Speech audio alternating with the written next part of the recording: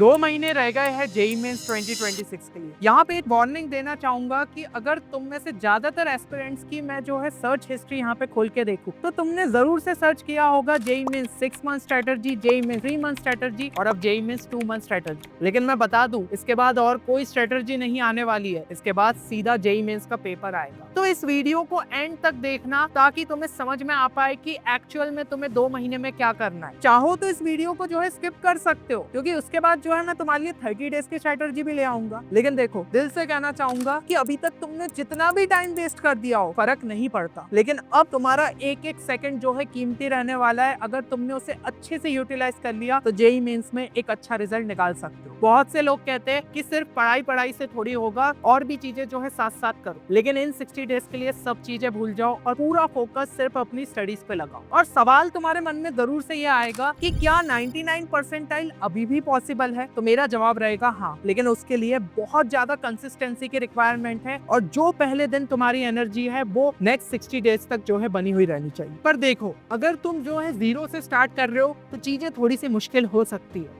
लेकिन सिर्फ जनवरी अटेम्प्ट मुश्किल होगा, अप्रैल अटेम्प्ट तक तो चीजें तुम्हारे फेवर में आ जाएगी। और भाई जेईई एडवांस के लिए कोई ऐसा रूल थोड़ी है कि तुम्हें जनवरी अटेम्प्ट ही क्लियर करना पड़ेगा। तो इसलिए यहाँ पे चीजें जो है तुम्हें दिमाग में ये सेट करनी होगी कि मुझे जनवरी अटेम्प्ट तक ही काफी अपने लिए चीजें बेहतर कर लेनी है, ताकि अप्रैल तक पहुंचते पहुंचते मेरा सिलेबस एक अच्छे लेवल पे पहुंच जाए, मेरी प्रैक्टिस अच्छे से हो जाए और मैं अपने लिए जो है एक बेहतरीन परसेंटाइल कंफर्म कर लूं। अब यहाँ पे तुम समझ रहे हो कि तुम्हारे पास 2 महीने का टाइम है, मतलब कि हम बोल सकते हैं कि 8 वीक्स है तुम्हारे पास। तो इन 8 वीक्स को मैंने तुम्हारे लिए 2 पार्ट में डिवाइड किया है, 6 वीक्स और 2 वीक्स। अब ये जो 6 वीक्स है इसके लिए मैंने एक प्रॉपर प्लानर तुम्हारे लिए तैयार किया है, जिसके अंदर ये चीज का मैंने ध्यान रखा है कि तुम्हारे तीनों सब्जेक्ट्स कवर हो। और इस चीज का तुम्हें भी ख्याल रखना है कि ऐसा नहीं कि बस 2 सब्जेक्ट्स पढ़ के जा रहे हो, तीसरे सब्जेक्ट को छोड़ दे रहे हो, क्योंकि तुम्हें तीनों सब्जेक्ट में जो है अच्छे मार्क्स लाने पड़ेंगे अगर तुम एक अच्छे परसेंटाइल एम कर रहे हो। और मैंने हर वीक में ये भी ख्याल रखा है कि चीजें एकदम बैलेंस हो।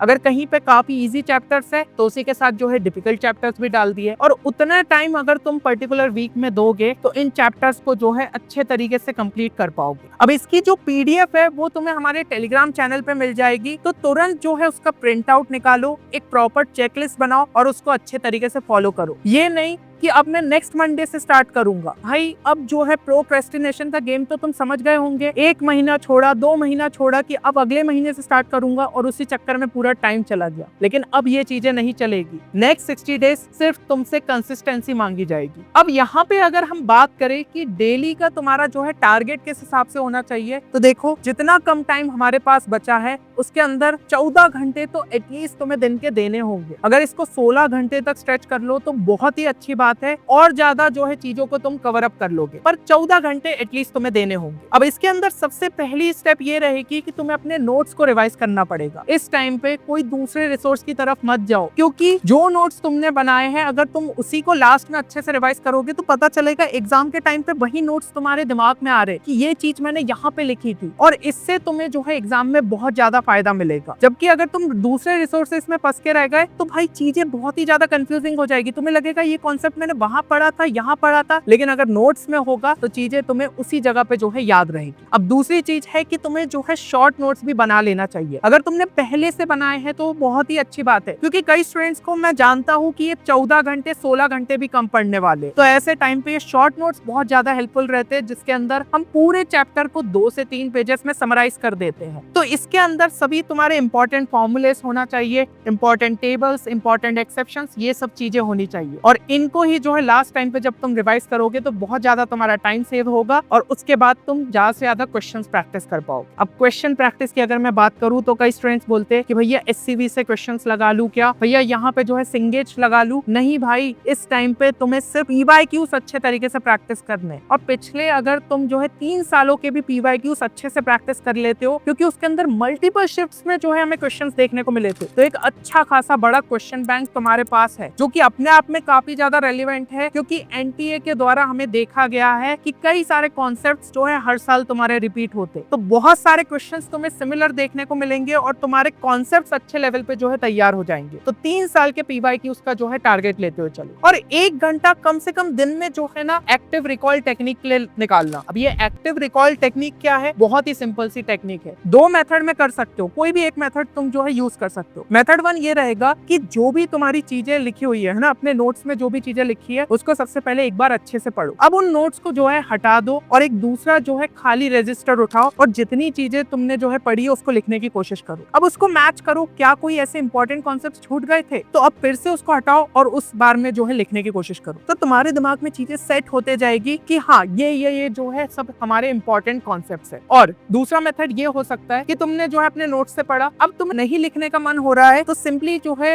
यहाँ पे पूरा पोर्शन हाइड कर दो, बस तुम्हारी जो है हेडिंग दिखनी चाहिए। अब यहाँ पे जो है दिमाग में रिटेन करने की कोशिश करो कि क्या क्या चीजें मैंने पढ़ी थी, मुंह से बोलते जाओ, बोलोगे तुम्हारा जो है कान सुनेंगे और वो चीज तुम्हारे दिमाग तक जाएगी और यहाँ पे भी जो है एक रिटेंशन पावर तुम्हारी अच्छी हो जाती है। तो दोनों में से जो भी मेथड तुम्हें लग रहा है उसको प्रॉपर तरीके से 1 घंटे के लिए रोज जो है फॉलो करना है। अब नेक्स्ट हम बात करें तो वीकली मॉक टेस्ट और एनालिसिस बहुत ज्यादा इंपॉर्टेंट है अगर तुम सही में जेईई मेंस जनवरी अटेम्प्ट को टारगेट कर रहे हो। अब देखो कई स्टूडेंट सोचते हैं कि भाई मैंने मॉक टेस्ट तो दे दिया ना, मैं रोज का एक मॉक टेस्ट दे रहा हूँ, मैं तो जो है कितने सारे मॉक टेस्ट जेईई मेंस तक दे दूंगा, तो मेरा एक अच्छा स्कोर तो बनना चाहिए। लेकिन यहीं पे गलत हो जाते हो, सिर्फ मॉक टेस्ट देना सफिशिएंट नहीं होता, बल्कि उसका एनालिसिस भी करना उतना ही इंपॉर्टेंट है। अब ये एनालिसिस हम किस तरीके से जो है कर सकते हैं, तो यहाँ पे तुम्हें जो है ध्यान देना है कि जो चीजें तुम्हारी गलत हुई है या फिर अनअटेम्प्टेड रह गई है उन पे जो है तुम फोकस करो। और एक चीज ध्यान रखना, अगर तुमने किसी क्वेश्चन में तुक्का मारा था तो वो भी अनअटेम्प्टेड में ही जाएगा, क्योंकि तुम्हें उसके पीछे का कॉन्सेप्ट थोड़ी पता था, तुमने तो बस जो है हवा में तुक्का लगा दिया और गलती से सही हो गया। लेकिन अगर अभी के टाइम पे ऑनेस्टी नहीं रखोगे, एग्जाम में अगर क्वेश्चन थोड़ा सा घुमा फिरा के पूछ लिया, तब हो सकता है वो तुक्का तुम्हारा गलत हो जाए। तो भगवान भी उसी की मदद करता है जो खुद की मदद करता है, इसलिए अभी के टाइम पे जो है खुद से ऑनेस्ट रहो और सभी गलतियों को प्रॉपर तरीके से जो है यहाँ पे देखो। अब इन गलतियों को हम किस तरीके से एनालाइज कर सकते हैं, तो एनालिसिस के लिए तुम्हें जो है एक मिस्टेक नोटबुक भी साथ में रखनी होगी, जिसमें तुम 3 कॉलम बनाओ, ठीक है ना, उसको 3 पार्ट्स में डिवाइड कर लो। सबसे पहला रहेगा अनअटेम्प्टेड क्वेश्चंस, दूसरा रहेगा सिली मिस्टेक्स और तीसरा रहेगा कॉन्सेप्चुअल मिस्टेक्स या फिर रॉन्ग अप्रोच। अब क्या क्या जो है तुम्हें क्वेश्चंस अलग अलग इसमें लिखने हैं, जो भी क्वेश्चंस जो कि तुम्हारे अनअटेम्प्टेड रह गए थे तो उसके पीछे का क्या कॉन्सेप्ट तुम भूल गए थे, है ना, अगर ऐसा कुछ था तो उसको जो है कॉन्सेप्ट को अच्छे तरीके से लिख दो। हो सके तो क्वेश्चन का थोड़ा सा जो है ऐसा पार्ट भी लिख दो कि इस टाइप का क्वेश्चन था और ये कॉन्सेप्ट इसके अंदर यूज होना था। दूसरा आ जाता है सिली मिस्टेक्स। कई सारे स्टूडेंट्स के साथ ये चीज होती है कि एग्जाम के अंदर वैल्यू 12 दी रहती है और वो जो है यहाँ पे 22 लिख देते हैं, तो ये होती है सिली मिस्टेक्स और ये सबसे ज्यादा तुम्हारे लिए यहाँ पे मार्क्स डिस्ट्रॉयर साबित हो सकती है, क्योंकि भाई जो नंबर तुम्हें यहाँ पे +4 में कन्वर्ट होने थे वो -1 में कन्वर्ट हो जाता है एक छोटी सी मिस्टेक से। तो ये मिस्टेक्स तुम्हें सबसे ज्यादा जो है अवॉइड करनी है, ठीक है। इसके अंदर हो सकता है कि तुमने जो है क्वेश्चन ही गलत पढ़ लिया हो, है ना, और तुमने दूसरा कॉन्सेप्ट लगा दिया हो, तो ऐसी सारी गलतियां तुम्हारी सिली मिस्टेक्स में आएगी। और तीसरे हो जाते हैं भाई तुम्हारी कॉन्सेप्चुअल मिस्टेक्स या फिर जो है तुमने गलत ही अप्रोच ले लिया हो। तो ऐसी टाइप के इसमें जो है तुम्हें कॉन्सेप्चुअल क्लैरिटी प्रॉपर नहीं है, तो उन सभी कॉन्सेप्ट्स को अच्छे तरीके से लिखो। और अगर जो है गलत अप्रोच ले लिया तो फिर से वही दिक्कत हुई कि तुम्हें कॉन्सेप्ट ही वहां पे क्लियर नहीं था। तो ऐसे सारे क्वेश्चंस तुम्हें इसके अंदर लिखने। अब अगर मैं बात करूं कि मॉक टेस्ट तुम्हें देना कैसे, तो एक प्रॉपर जो है एग्जाम एनवायरनमेंट तुम्हें यहाँ पे रखना पड़ेगा, है ना, कि जो है मोबाइल अपना यहाँ पे हटा दिया, बस तुम्हारा जो है सिस्टम पे, अगर तुम ऑनलाइन टेस्ट दे रहे हो तो सिस्टम, या फिर जो है ऑफलाइन दे रहे हो तो बुक से जो है लेते हुए क्वेश्चन को प्रॉपर तरीके से यहाँ पे जो है सॉल्व करते जाओ। एक चीज का जो है खास ख्याल रखना कि जो स्लॉट है वो तुम्हारे जेईई मेंस जैसे ही होने चाहिए, जैसे मॉर्निंग स्लॉट में देते हो, इवनिंग स्लॉट में देते हो ना, वैसे ही उसी सेम स्लॉट में जो है पेपर दो। तो इससे तुम्हारी बायोलॉजिकल क्लॉक भी जो है एक्टिवेट होगी कि इस टाइम पे मुझे सबसे ज्यादा जो है एक्टिव रहना है, और इस तरीके से तुम्हारा पेपर जब भी रहे, अगर मॉर्निंग शिफ्ट में रहता है तो तुम मॉर्निंग शिफ्ट में अच्छे तरीके से दे पाओगे, और इवनिंग शिफ्ट में रहता है तो इवनिंग शिफ्ट में। ये नहीं कि सिर्फ मॉर्निंग शिफ्ट में ही जो है पेपर्स दिए जा रहे हो, तो एक दिन बांध लेना कि भाई इस दिन मुझे मॉर्निंग शिफ्ट में देना है और इस दिन जो है इवनिंग शिफ्ट में देना है। अब लास्ट 2 वीक्स की स्ट्रेटेजी की बात करते हैं, क्योंकि अभी जितनी हमने बात करी वो 6 वीक्स की स्ट्रेटेजी थी। अब 2 वीक जो है तुम्हें क्या करना है, कोई भी नया टॉपिक उठाने की जरूरत नहीं है, सिर्फ जो है मॉक टेस्ट देने। रोज का जो है एक मॉक टेस्ट अगर दोगे, उसका प्रॉपर तरीके से एनालिसिस करोगे, अपने आप एक अच्छा रिजल्ट निकलेगा। दूसरी चीज, अपने अल्टीमेट वेपन को यहाँ पे यूज करो। कौन सा है अल्टीमेट वेपन? अल्टीमेट वेपन है तुम्हारे शॉर्ट नोट्स, क्योंकि इस टाइम पे अब जो है तुम डिटेल लेक्चर्स नहीं देख सकते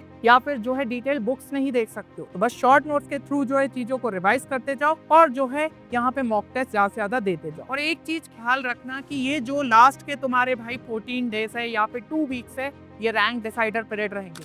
या तो ये तुम्हारी रैंक जो है ऊपर उठा सकते या फिर गिरा भी सकते। अब तुम्हारे हाथ में है कि इन लास्ट के जो 60 डेज है, इसको तुम किस तरीके से जो है यूटिलाइज कर। और हाँ, एक चीज का खास ख्याल रखना कि कुछ आदतें जो है तुम्हें यहाँ पे छोड़नी होगी, जैसे कि अनहेल्दी फूड जो है बाहर का नहीं खाना है, क्योंकि हेल्थ को जो है अभी तुम्हें टॉप प्रायोरिटी पे रखना होगा। पता चला बाहर का खा के अगर बीमार पड़ गए तो 3-4 दिन तो ऐसे ही वेस्ट हो जाएंगे। दूसरी चीज, स्ट्रेस लेने की बिल्कुल भी जरूरत नहीं है, क्योंकि अगर ओवर थिंकिंग करते रहोगे तो वो तुम्हारा सिर्फ टाइम वेस्ट करेगा। जब भी स्ट्रेस हो रहा है फिर से पढ़ने बैठ जाओ। एंड प्रॉपर स्लीप जो है लेनी है, एटलीस्ट 6 आवर्स की तो रिक्वायरमेंट है। अगर 6:30 तक भी जा रहा है, 7 तक भी जा रहा है, चल जाएगा, लेकिन जो बाकी बचा हुआ टाइम है वो फिर जो है स्टडी के लिए ही तुम्हें अच्छे तरीके से देना होगा। तो मेरे हिसाब से सभी चीजें जो है तुम्हें क्लियर हो गई होगी और अब तुम जेईई मेंस के लिए पूरी तरीके से तैयार हो। अगले 60 दिन तुम्हारे लिए गेम चेंजर साबित हो सकते हैं। कोई नहीं पूछेगा कि तुमने दिन में कितने घंटे पढ़े थे, तो बिना जो है रुके बस यहाँ पे लग जाओ, बिना थके बस अच्छे तरीके से जो है कंसिस्टेंसी से पढ़ते जाओ, अपने आप जो है रिजल्ट निकलेगा। एंड अगर सभी चीजों से तुम एग्री करते हो और इस प्लान को फॉलो करने के लिए प्रॉपर तरीके से तैयार हो, तो कमेंट सेक्शन में ये चीज जरूर से लिखना, आई एम अ टॉपर, और कितने परसेंटाइल तुम एम करते हुए चल रहे हो। चलो तो मिलते हैं नेक्स्ट वीडियो में, तब तक के लिए take care and good bye.